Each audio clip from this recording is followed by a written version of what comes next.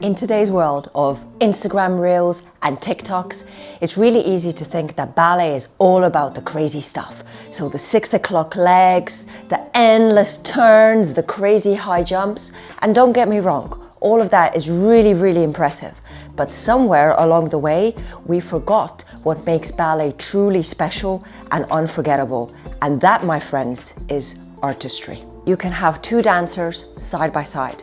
One of them with flawless technique, but no emotion whatsoever, and the other one whose technique is perhaps not the strongest, but you can see that they're truly dancing their heart out. And trust me on this one, 9 times out of 10, people will want to see the dancer who danced their heart out because it made them feel something. We yearn for the emotion. We want to be touched. We want to feel like perhaps what I just saw resonated with me. I felt the sorrow. I felt the happiness. I felt the joy.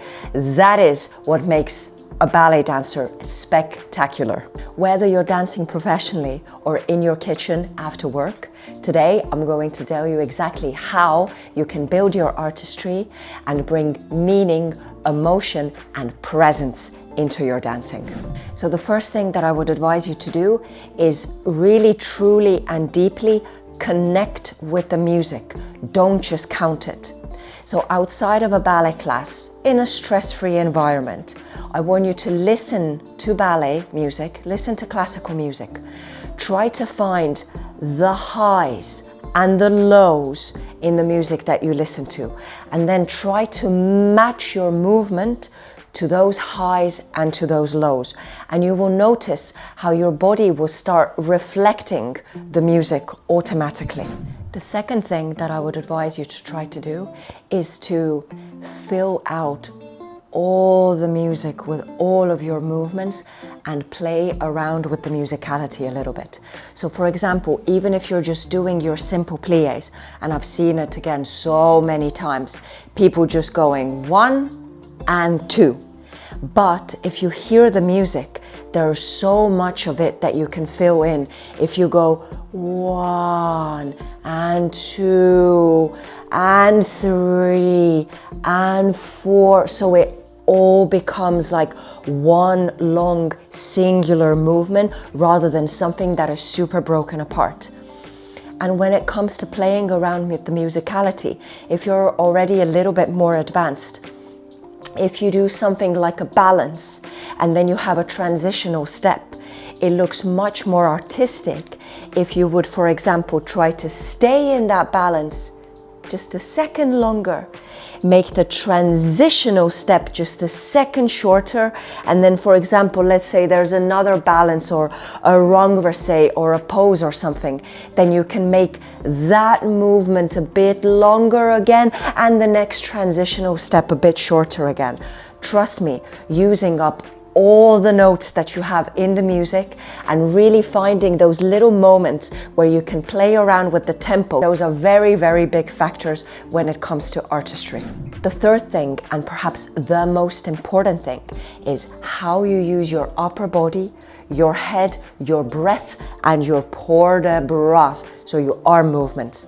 And this is something that you can practice without using your legs at all. You can even be at home, once again, in your kitchen, waiting for something to come out of the oven, and you are just there practicing your port de bras. So I'm gonna give you a very simple example. Let's say that my arm is on the side, and now I need to do an allongé. So I need to do a breath with my arm. I can do it like this. It was okay.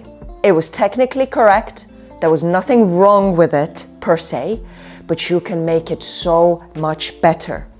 You can make it better by, first of all, lowering your elbow and your chin slightly before you even get to that allongé. When you get to the allongé, because an allongé is an extension, it's a breath, yeah? So you can lower a little bit, and then when you get to the allongé, you're gonna do the opposite. So you're gonna expand from your chest and from your upper body, and you're going to breathe in. So you're actually utilizing your breath as well. So you go. because that utilization of your breath gives a little bit movement into your upper body as well. So your upper body is not completely still. And then when you need to follow your arm with your eyes, you're really going to do it. Don't cheat it, because we can see if you're cheating, so you're pretending to look, but you're not really looking.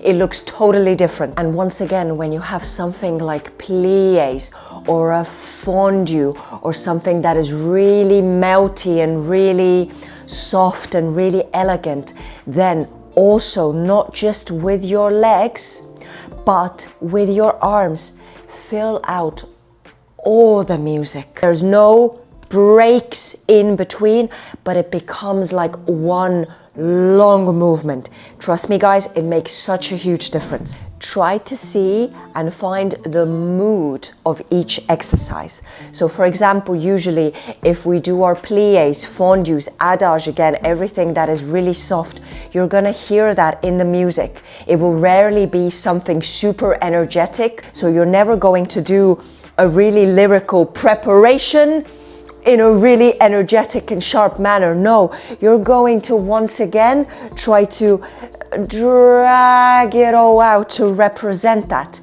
If it's a preparation for a frappe, you're gonna hear that in the music. It will be like da da ba ba ba da ba ba ba da ba ba bum, and then you can bring in that sharpness, you can bring in that energy and that like charismatic character a little bit more. So always try to find what mood is the exercise that I'm doing in. The next thing, watch and learn from professional dancers. So pick your favorite dancers and observe how they move. Don't just look at their technique, but look at the choices they make. Look how they would fill out a pause. So there's not complete stillness necessarily, but there's still some kind of growth happening, whether in the upper body movement, in the port de bras, in an extension of the leg. And also watch how they build tension and then release the tension. These are the things that you are going to be able to apply to your dancing with the correct practice, whatever your level may be. And now, the best thing, one of my favorite things, record yourself and watch it back with no sound. Because then you're taking away the emotional element of classical music, which is obviously there, and you're really going to be able to see if your movement still tells a story without the music. And you're going to be able to pinpoint the moments where you need to add an extra intention, an extra breath, fill out a pause that was perhaps too long, where you can add an extra proud head, an extra gentle smile. It is honestly such a good way to fine-tune your artistry. Artistry doesn't just make your dancing more beautiful, it can also make your technique better. When you dance with intention, you will naturally start breathing better, which improves the fluidity in your dancing. When you focus on playing around with the musicality, your timing actually gets more precise. So artistry and technique feed each other. And remember, you don't need 32 fortes or perfect 180-degree turnout or super high arabesque to have artistry. No, the only thing that you need to have is courage to bring your personality and your interpretation of the music and the movements into your dancing. And I'd love to hear from all of you.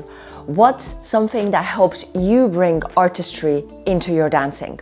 Write it in the comment section below, because you never know, you may inspire somebody else. Thank you so much for watching this video. I hope you found it helpful. If you enjoyed it, give it a thumbs up, subscribe to my channel for more content like this, share with a friend, and I hope to see you all again very soon.